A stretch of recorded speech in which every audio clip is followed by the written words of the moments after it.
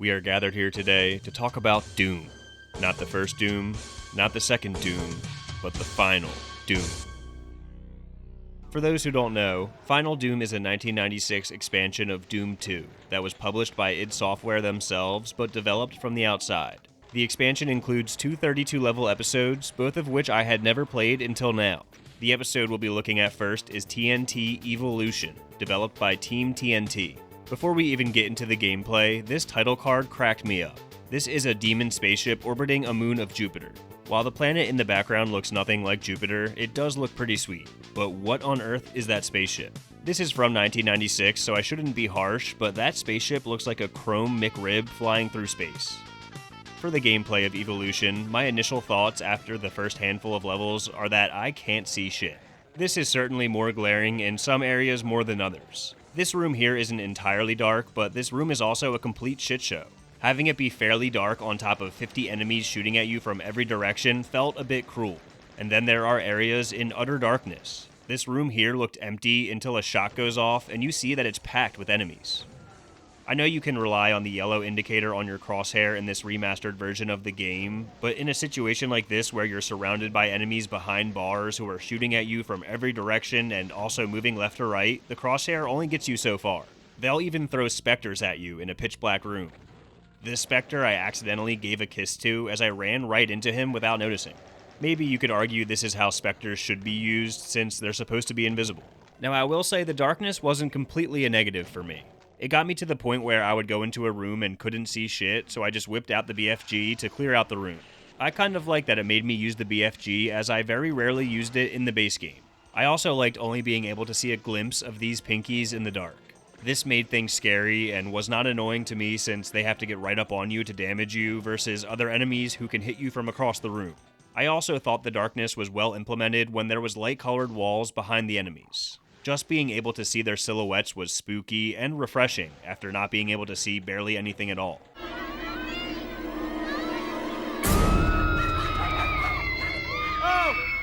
Seeing just the silhouette of a cyber demon from afar was daunting and is another effective use of lighting, I thought. Do you know which enemy we not only see in the dark, but also around every corner, it feels like? That would be the chain gunner. There is an absurd amount of chain gunners in Evilution, as well as the fodder enemies in the zombie men, shotgun guys, and imps, which does not make things very interesting when you're lacking variety. In several instances, they just keep coming one at a time. And they don't stop coming, and they don't stop coming, and they don't stop coming, and they don't stop coming, and they don't stop coming, and they don't stop coming, and they don't stop coming. This clip here, I think, sums up my feelings on the first handful of levels in Evilution. Holding down the trigger for about 200 rounds, and then the instant I have to change guns, I'm killed by a chain gunner. I've said many times that I try to go into any first-time playthrough relatively blind to not set any expectations for myself. But several people have commented on my past videos that I need to play Final Doom, which I assumed meant that people think it is great. After getting through the first handful of levels, I honestly wasn't that big of a fan. I was like, what am I missing? Am I just not in the right mood or what? So I googled real quick what people think of Evilution, and many people seem to have the same complaints about the enemy variety. But I don't think Evilution is all bad. You do see the full gallery of enemies in some capacity, all the way up to the Cyber Demon and Spider Demon.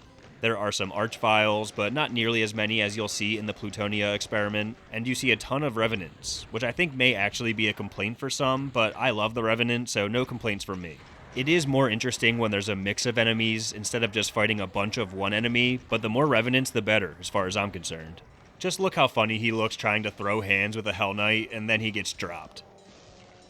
The thing I like about the Revenants in Final Doom in general is facing them in these more open areas where their missiles can really put some pressure on you with their heat-seeking. I could be wrong, but I feel like in the Doom 2 base game, I always had a wall nearby for cover, and the heat-seeking missiles were never much of a factor. The levels in Evilution were definitely hit or miss for me.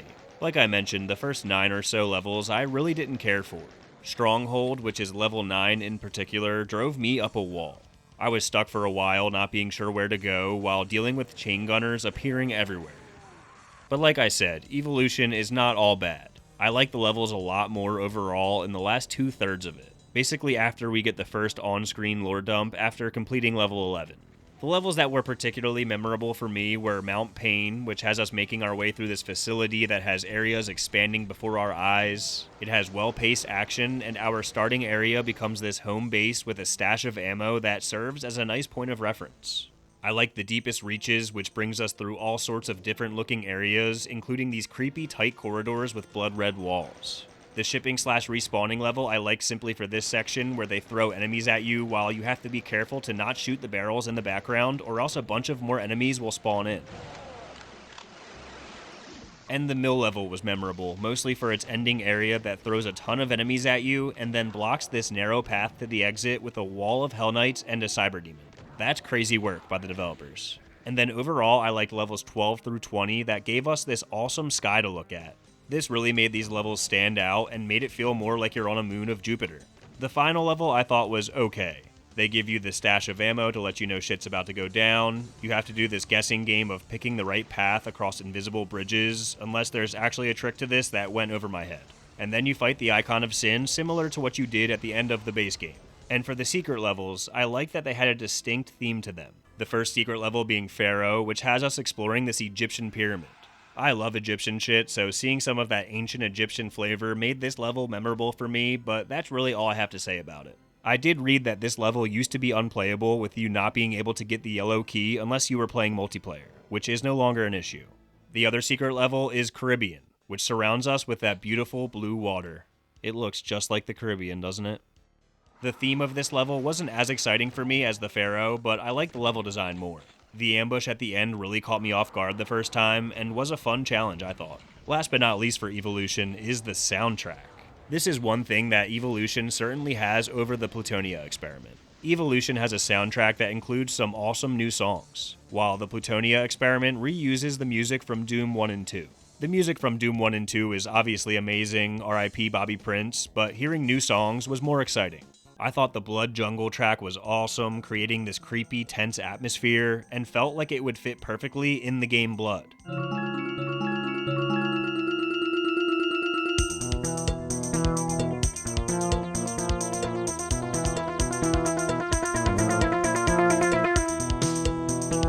Let's Kill at Will is a wild track that made my ears perk up when it brought in this riff that I want to say sounds Middle Eastern.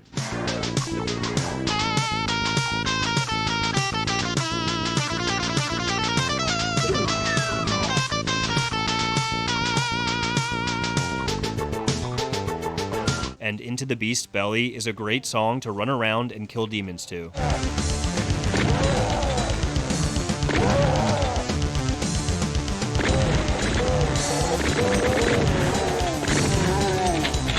All in all, I think Evilution is decent.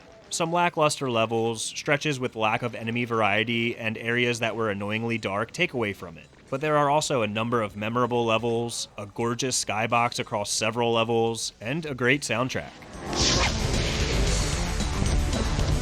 Now it's time for the other half of Final Doom, the Plutonia Experiment. The Plutonia Experiment was developed by Dario and Milo Casali, who also contributed to Evilution. It's awesome that two brothers made this expansion. Dario Casali in particular seems to have went on to have quite the career, working at Valve and doing design work for the Half-Life and Team Fortress games, as well as Left 4 Dead 2. What a beast. The Plutonia Experiment brings us back to Earth, and drops us into jungle-like vegetation in the early levels. It was refreshing being able to see what's in front of my face for the majority of Plutonia. You do get a ton of chain gunners like you did in Evilution. And they don't stop coming, and they don't stop coming, and they don't stop coming, and they don't stop coming, and they don't stop coming, and they don't stop coming, and they don't stop coming. There are a number of chain gunner ambushes that will have you wishing you save scummed harder, but they are also implemented in some interesting ways. Like seeing them in this state where you can't shoot them and they don't shoot you until you press a nearby button, and then they're ready to fight when you come back. You get the drop on them from behind, but you know as soon as you shoot, the firing squad is turning around at you. And this area of chain gunners and zombies on raising platforms, which nearly made my head explode when I laid eyes on it, but you at least have a wall to fall back on for cover, so I like this. You deal with a bunch of revenants, and again face them in areas where there's room for their missiles to chase you, which I think is the best way to implement this enemy. I love the revenant punch animation, it makes me laugh every time. You also face swarms of revenants with other enemies in the mix. The mixing and matching of enemies is what keeps things interesting instead of fighting a bunch of one of the same enemy type, which I think Plutonia did a better job with than Evilution. The enemy that I think gets the most amount of juice in Plutonia is the Archvile. I really went from hating the Archvile in the Doom 2 base game to loving them in Final Doom as a whole. Their mannerisms are great, and them resurrecting enemies can be difficult to deal with, but is sweet to watch. Watching one rise up out of a pool of blood with a gang of chain gunners was badass. They're always a threat that you need to take seriously and become aware of your surroundings for cover, and I respect that. The most memorable use of them in Plutonia has to be the Hunted level, which is one big Archvile maze. Seeing them all rounded up and then teleporting away as you open the door to the maze had me on edge at every turn of the level. You'll go stretches without seeing one, and then all of a sudden it's go time, and you better find a corner to hide behind quick while also trying to hold some ground to not back yourself into a dead end. Also, we have the sweet little Dead Bunny track from Doom 1 in this level. Having the whimsical intro of this song playing while we look at them in the cage is diabolical.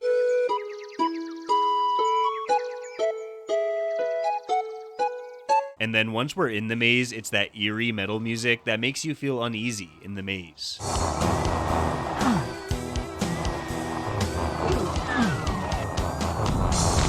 What a great song to choose for this level. Like it or not, this is a one-of-a-kind level and is easily one of the most memorable levels in all of Classic Doom. Plutonia does a good job of throwing you into some challenging areas with a ton of enemies. Whether it's this tightrope walk of an area with lava below, or closed-in claustrophobic ambushes that will have you puckered up and circle strafing your ass off. This room was crazy, with enemies just teleporting in one after another.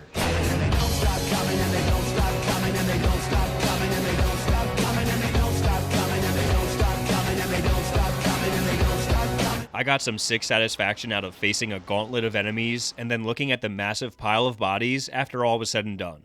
The Casali brothers set out to make Plutonia an expansion that gave players a new level of challenge following the base game, and they came through on their mission. Apart from just having challenging rooms packed with enemies, I like the level design more in Plutonia than Evilution. I like the different environments we go through that aren't shrouded in darkness, and the levels range from tight, compact areas like the Archvile maze or this simple castle with a moat, up to these massive, complex areas later on. Particularly the Odyssey of Noises level was almost overwhelmingly massive, I thought. Some levels start off by dropping you right into the action, which is something I've always appreciated about Doom, but it's dialed up to 11 in Plutonia. Some areas drop you right into the chaos, and others you have to methodically poke your way into a room like this in the speed level, where you can see the remains of the enemies that had me surrounded from every angle, with new angles forming as you get further into the room. The Twilight level I thought was crazy difficult. It forces us into this path that's shaped like a capital T with enemies straight ahead that respawn. You end up surrounded if you go to the left or the right, with those respawning enemies keeping pressure on you if you fall back to the intersection. And then eventually that capital T turns into a lowercase t with a whole new wave of enemies waiting for you and even more lying ahead. I don't know if I've ever dealt with so much pressure while remaining so close to one central area. The last level again has us up against the same old Icon of Sin final boss, but this boss room is way more intense with enemies all around while more are constantly being spawned in by the Icon. You have to drop into this little trench to line up your shot on the Icon, which will most likely have you equipping the rocket launcher, while the walls of the trench force you to be careful of splash damage if you need to take shots at the swarm of demons. This was a much more difficult challenge than the Evilution final encounter, and left me feeling way more satisfied as a result.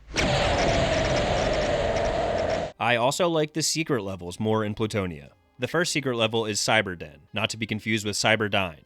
As the name implies, it's a level centered around a den of cyber demons that get unleashed one at a time as you press these buttons. Each cyber demon cage is loaded up with rockets to keep you armed throughout the endeavor.